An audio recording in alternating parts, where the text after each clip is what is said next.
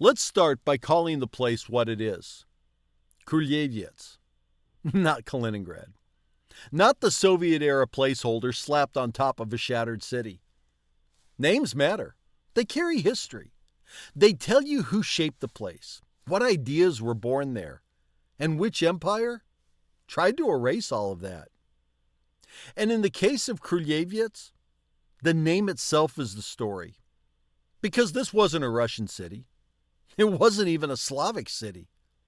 It was Prussian, German, Polish, Baltic. A crossroads of European culture long before the Red Army bombed it flat.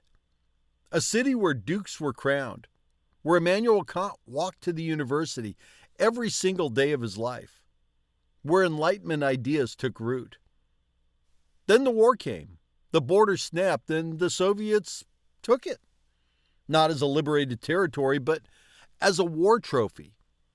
They expelled almost the entire population, bulldozed what hadn't been destroyed, and renamed it after Mikhail Kalinin, a man who signed the order for the Katyn massacre. And that's the name we're supposed to use? A name chosen not to honor the city, but to bury it. A name picked specifically so no one would remember a culture it used to belong to. That's why reclaiming the name, Królewiec, isn't some semantic game. It's a way of pulling back the curtain, a way of refusing to treat this territory as timelessly Russian, when even its modern name is the result of geopolitical sleight of hand. Now look at a map. You'll see this little chunk of Russian territory wedged between Poland and Lithuania, with no land border connecting it to Russia itself. A lone red patch surrounded by NATO blue.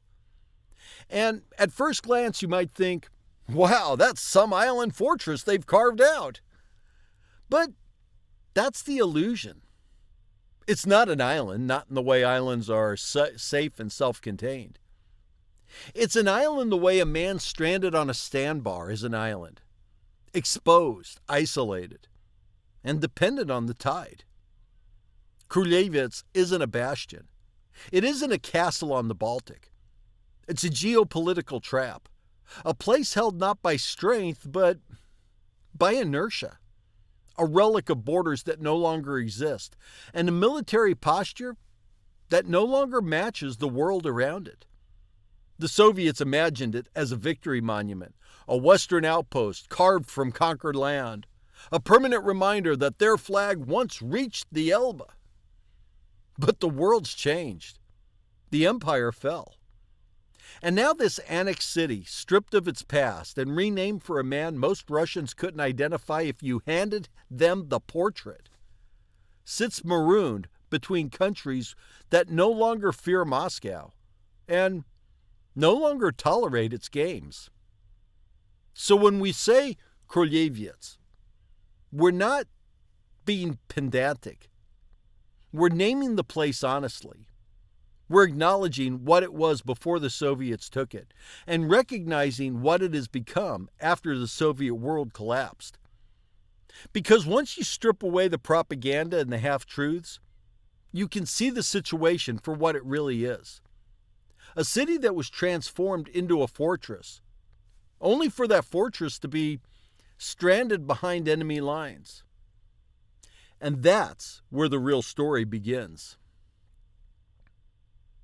When the Soviet Union collapsed in 1991, Russia didn't just lose its superpower status. It was left with this odd geographic leftover, Królewiec, an enclave wedged between Poland and Lithuania. It became a small piece of Russia that had no direct land connection to the rest of its territory. That isolation has defined its story ever since. For decades, Russia has maintained this sliver of land by relying on a logistical lifeline that runs through Belarus and Lithuania. Trains, fuel, goods, most of it traveled over those corridors. But that lifeline is under increasing pressure. And that fragility is starting to show in the daily lives of the people in Królewiec. According to recent reports, the cost of keeping Królewiec supplied has soared. The financial burden of transit is not abstract. It's real, and it's felt by businesses and ordinary citizens. A policy briefing by Centrum Balticum in 2025 highlights that after the EU sanctions in 2022, road and rail cargo transit via Lithuania became much more restricted. And this year, Poland has closed border crossings with Belarus. In response, Russia has shifted more of its shipments to sea transport, but that's not a clean fix. Ferries are overloaded, space is limited, queues are growing, and not every company can afford to book in advance. Small local businesses are disproportionately hurt, and I think that's something people out in the West often overlook. Królewiec has a civilian population and a local economy. Larger, well-connected players reserve capacity on the ferries, squeezing out regional carriers. According to a regional analysis, the economic cost of Królewiec's enclave status is structural. Shipping through foreign territories raises costs. Tariffs, insurance, regulatory overhead, delays. It's not just about products and goods either. Energy is a massive vulnerability. Królewiec is increasingly turning into what analysts call an energy island. The Baltic states have fully disconnected from the old Soviet-era Brel grid, cutting off a major electricity link to Królewiec. In response, Russia has tried to compensate, building gas-fired power plants, expanding underground gas storage, and even using a floating LNG regasification unit. But here's the catch. Piped gas that comes via Lithuania through what's known as the Minsk-Kaliningrad interconnection remains cheaper than LNG. That means Królewiec's energy security depends on maintaining that pipeline route, a major geopolitical leverage point for Lithuania. On the ground, people in Królewiec have started feeling the squeeze. An article in the Arab News via AFP reporting describes how locals are putting on a brave face, even though inflation and isolation are biting deep. One mechanic said that before you could easily travel to shop or just ride the bus in Poland. Now, those options are limited or gone. A key problem? Air travel is more complicated. Planes leaving Królewiec must avoid EU airspace, taking long detours. On rail, things are tighter too. Trains that used to run more freely now require complicated transit permits. Crossing through Lithuania is no longer straightforward. Even basic consumer goods and fuel are more expensive. Local business owners report that the cost of logistics from mainland Russia has skyrocketed. All of this is more than just an inconvenience. It underlines a deeper geopolitical reality. Królewiec is not a securely held outpost. It's a relic of an empire, but one that's becoming increasingly expensive to maintain. According to New Eastern Europe, Russia has had to shore up its ferry capacity. It's got old ferries and a limited fleet to deal with reduced land transit. Meanwhile, Kremlin officials have publicly accused Western powers of deliberately isolating Królewiec to destabilize the enclave. Yeah. That isolation strategy, whether it's intentional or not, gives the Baltic countries significant leverage over Moscow, especially as transit becomes a tool of geopolitical pressure. The bottom line? Królewiec is still under Russian control, but its connection to Russia is being strained like never before. The cost of holding it is rising. The supply lines are less reliable. And for its residents, that means real hardship. The enclave's value as a Western fortress might be more symbolic than strategic, because in practical terms, it's increasingly vulnerable. Let's get honest about what Królewiec really represents. This isn't just some border city, and it's not simply a Russian port that happens to sit awkwardly inside NATO's map. For Moscow, Królewiec is mythology in concrete form. Its great western citadel, its reminder to Europe that Russia still has a hand in the Baltic. But the entire story is built on fiction, because Królewiec isn't born Russian. It wasn't shaped by Russian culture, Russian history, or Russian identity. It was known as Königsberg, the jewel of East Prussia, the intellectual center where Immanuel Kant walked the same streets every day of his life and wrote the philosophy that shaped modern Europe. It was the old Prussian hub of science, administration, and empire, long before the Soviet Union ever existed. Then came 1945. The Red Army took the city in the final months of World War II, and what followed wasn't integration, it was obliteration. Entire districts were flattened. The city's German population was expelled. Streets were renamed. Churches, monuments, archives, gone. And in their place, the USSR built a new identity, not on top of the old one, but in the deliberate absence of it. Königsberg was erased. Królewiec, the Slavic name rooted in older historical ties, fell out of use. Kaliningrad was imposed, named after Mikhail Kalinin, a Soviet official who personally signed execution lists during Stalin's Great Terror. A man who never lived there, never served there, never had any relationship to the city at all. That's the irony at the heart of the whole situation. Moscow clings to Kaliningrad as a symbol of historic Russia, yet the name itself is barely 75 years old and tied to one of the USSR's darkest periods. There's nothing organic about it. It's a placeholder, a political label meant to overwrite the city's own memory. And the military dimension only reinforces the contradiction. The Kremlin likes to present the Enclave as a proud fortress. Baltic Fleet headquarters, missile installations, hardened airfields, layered air defenses. But all of that is built on ground that has no cultural or historical connection to the identity the Kremlin claims to be defending. It's a fortress sitting on top of a ghost, an outpost that exists because of conquest, not belonging. The fortress is real in hardware, yes, but it's a lie in meaning. And that matters because when the government's attachment to a place is not based on a shared identity, but on strategic myth-making, its commitment becomes brittle. Once that mythology cracks, once the logistics fail, once the political narrative that sustained it collapses, these kind of strongholds tend to fall. Not dramatically, but silently, because their foundations were never cultural. They were imperial. Królewiec today carries that haunting contradiction.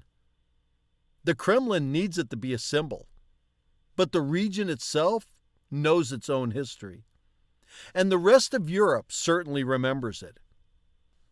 What we're left with is a fortress built on someone else's story, held together by inertia, nostalgia, and the last fumes of a 20th century empire that can't admit it's running out of road. At this point, the image of Królewiec as a stable, self-assured fortress starts to dissolve. What we're seeing instead is a region under growing pressure from every direction, caught between military posturing and logistical reality. And the developments aren't abstract. They're unfolding right now. Moscow has begun accusing NATO of something it once treated as unthinkable, rehearsing a blockade for the Enclave. Russia's own deputy foreign minister came forward with the claim that the alliance is practicing isolation of the Enclave, language that only appears when a government feels cornered. Whether these drills are truly aimed at blockade scenarios or simply standard alliance exercises is almost beside the point. What matters is that Moscow believes the West is signaling its ability and its willingness to sever Królewiec if geopolitical winds turn. And Lithuania isn't shy about reinforcing that message. Vilnius has openly argued that it has the right to restrict or even shut down transit from mainland Russia into the region, citing its obligations as a NATO member and its national security priorities. Moscow immediately called these positions provocative, but the border dynamic has shifted. What used to be hypothetical discussion is now happening at the level of formal public statements between governments. The Baltic states are essentially saying, the corridor exists because we allow it to exist. Don't mistake permission for inevitability. The lived reality inside Królewiec reflects that new geopolitical mood. Flights that once cut clean paths across EU airspace now have to snake around closed skies, stretching travel times and raising costs. Shipping routes have been rerouted as sanctions and inspections tighten. Everyday goods, the basics people rely on, have become more expensive, more irregular, and more unpredictable. Reports from the region describe a population that feels squeezed, not by some dramatic overnight crisis, but by the slow, grinding weight of isolation that compounds year after year. And recent polls inside Królewiec show a population that's growing more disconnected and disillusioned with Moscow too. Even the invisible parts of the conflict are showing up.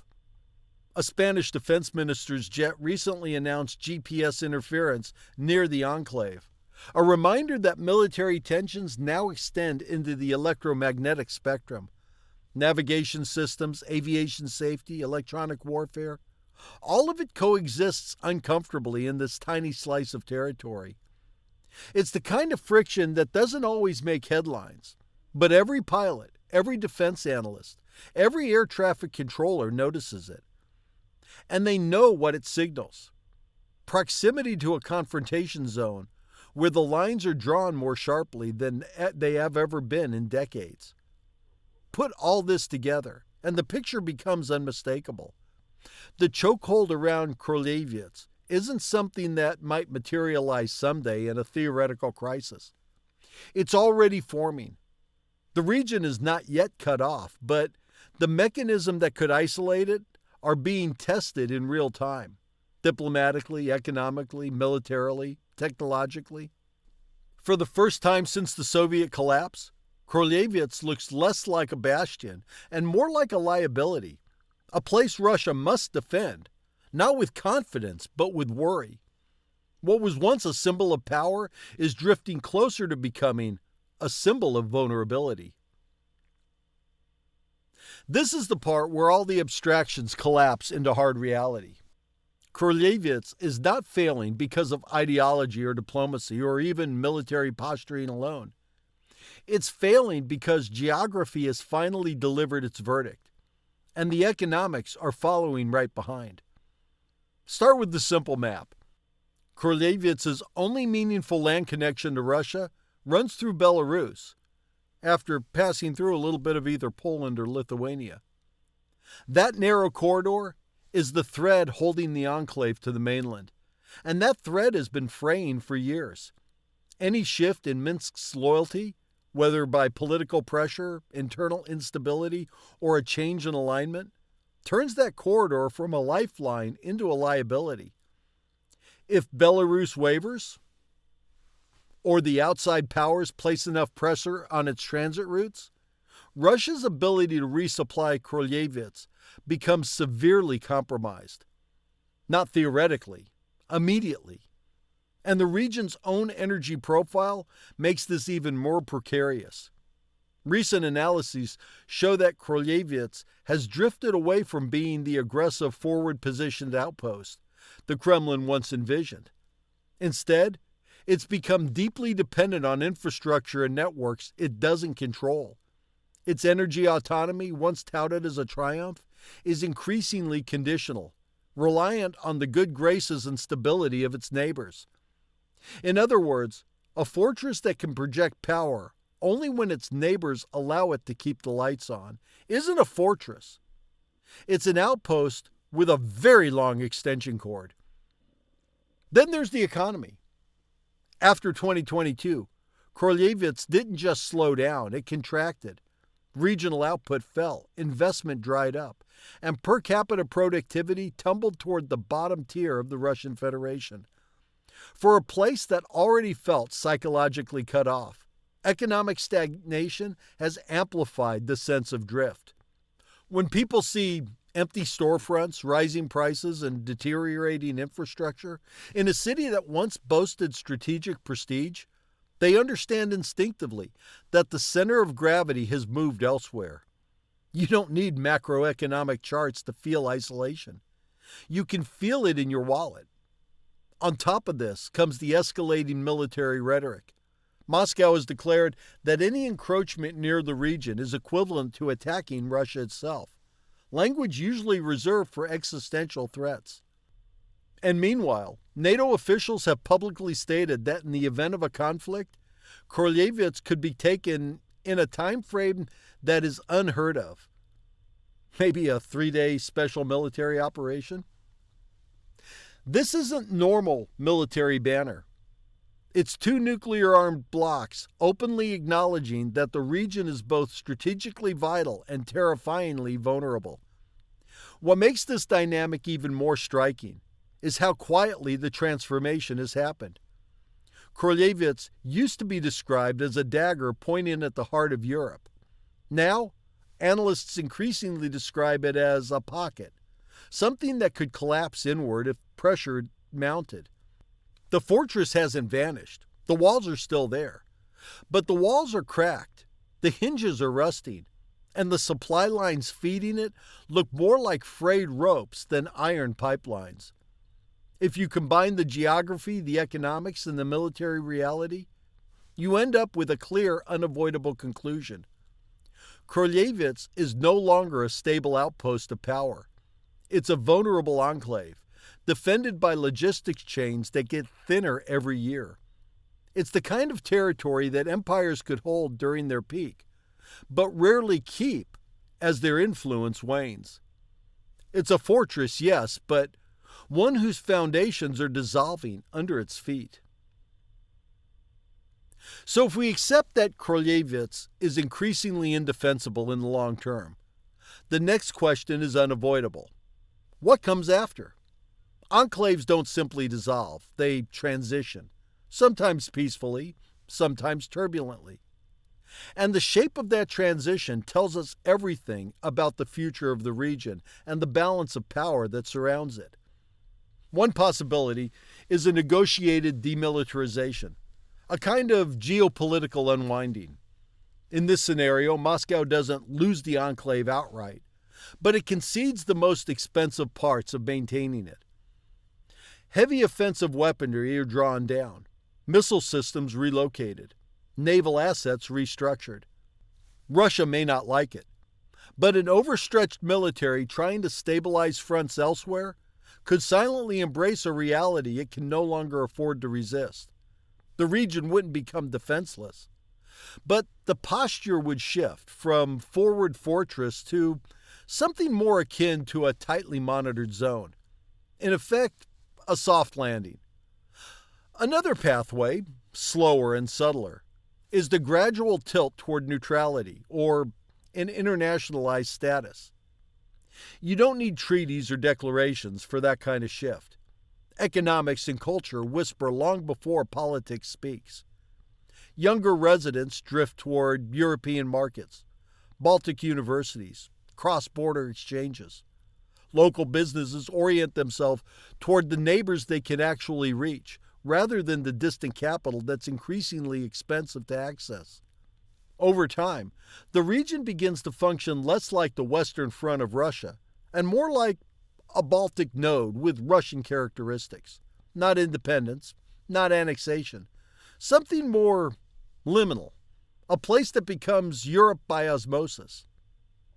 And then there's the cultural question. The one governments try to ignore, but historians always notice. When the Soviet narrative weakens, older identities rise back to the surface. Królewiec was a Polish and Prussian city long before it was a Soviet one. The name Kaliningrad isn't some ancient label.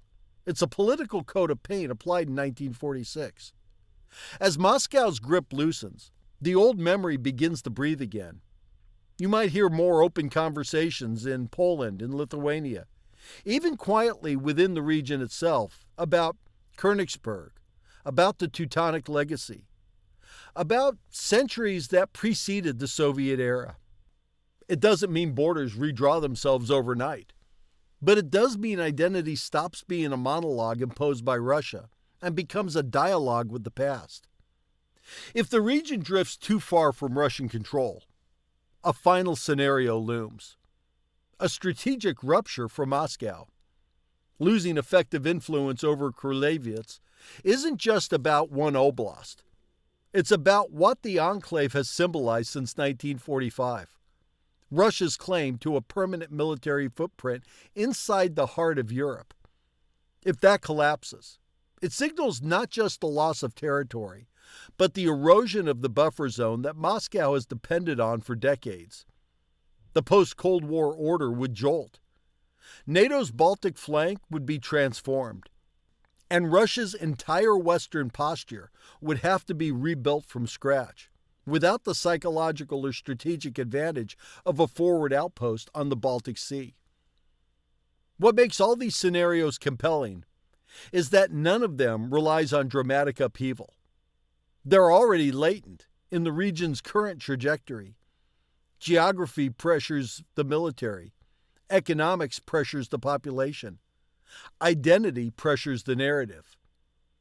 And together, they create a sense of inevitability. Not a collapse, but a transformation. Królewiec doesn't have to fall in a spectacular way. It just has to drift out of Moscow's orbit, inch by inch, until everyone realizes that the shift has already happened. What we're really witnessing in Królewiec isn't just a geopolitical squeeze or a military predicament. It's the slow, grinding end of an era, the last flicker of the Soviet century. For decades, this enclave has existed as a leftover shard of an empire that no longer exists, maintained through habit, nostalgia, and just enough strategic utility to justify the cost. But the logic that once sustained it is collapsing under the weight of the present. You can see it in the landscape of the region itself. Królewiec sits like a time capsule, Cold War barracks, Soviet-era housing blocks, the rebuilt shell of a city that was never allowed to rediscover its older identity. It was designed not as a community, but as a forward garrison. And for a long time, that was enough. The Kremlin wanted a symbol in the Baltic, something to remind NATO that even though the USSR had dissolved, Moscow's shadow still touched the Baltic coast. But an outpost designed for a vanished world eventually confronts the world that replaced it. And that's where Królewiec is now. As Belarus drifts into its own instability or recalculates its alliances, the land bridge Russia depends on becomes uncertain, even reversible. The EU-controlled transit routes, ports, the energy infrastructure surrounding the enclave continue to tighten the circle. NATO's presence in the Baltics has shifted from reassurance missions to entrenched deterrence. The alliance is no longer simply watching. It's positioning, signaling, preparing. Every one of those changes applies pressure to a place that has almost no redundancy, no backup plan, no alternate lifeline. Królewiec's existence as a strategic asset relies on everything around it staying static, and nothing around it is static anymore. When the moment comes, whether it's triggered by political rupture in Minsk, a sanctions cascade, or a sudden strategic recalibration in Brussels, the last thread connecting Królewiec to Moscow will snap. And when that happens, it won't be a dramatic battlefield moment. It'll be quieter, almost anticlimactic. The realization that the enclave has slipped beyond the Kremlin's reach, not because of a single decisive act, but because the world shifted underneath it. And that's what makes this bigger than one region. The fall of Królewiec's viability marks a symbolic end to the Soviet century, an acknowledgement that the post-war geopolitical map has finally finished collapsing into its new shape. The projection of power that once radiated outward from Moscow's Western Front will contract inward, leaving behind an outpost that no longer serves a purpose in a world that replaced the USSR. In that sense, Królewiec is chained, but not by NATO or by its neighbors or by its geography. It's chained by history itself, by the impossibility of sustaining a Soviet-era enclave in a 21st century European security environment. And those chains won't hold much longer. Królewiec may still carry the name imposed on it in 1946. It may still host missile bases and naval facilities. But its fate has already been written by geography, by economics, and by time. The fortress can endure only as long as the world agrees to let it.